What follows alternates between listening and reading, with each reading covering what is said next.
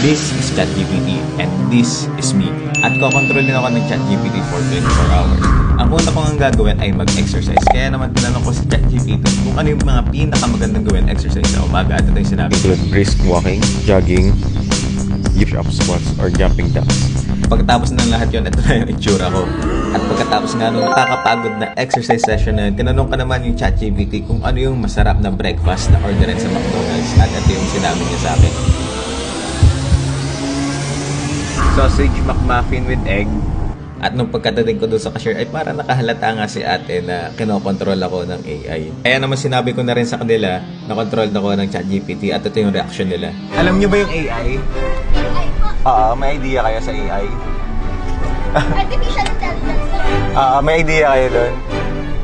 Ginagamit yun Lahat ng in-order ko, ano lang, based doon sa AI. Gusto sinabi ng AI. sa